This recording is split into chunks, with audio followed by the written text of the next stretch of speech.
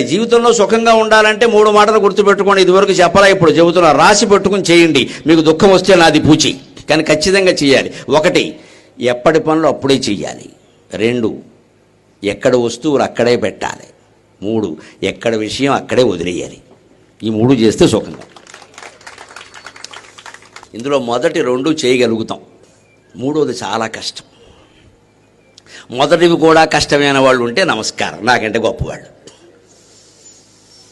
మీ ఇంట్లో ఎక్కడ వస్తువు అక్కడే పెట్టండి. 10 రోజుల తర్వాత చూడండి మీ ఇల్లు ఎలా ఉంటుందో. మంచినీళ్ళ గ్లాసు తాగాం, అక్కడే పెట్టండి. దాన్ని ఇంకో చోట పక్కకి పెట్టకండి,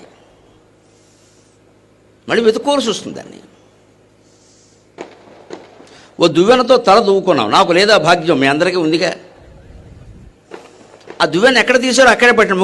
ముఖ్యంగా మహిళామణులు నమస్కారం, లేకపోతే మాకు పని ఇక్కడ వెనకాల. ఆ దువ్వెన ఎక్కడే పెడతారు, మళ్ళీ తర్వాత ఏమిటో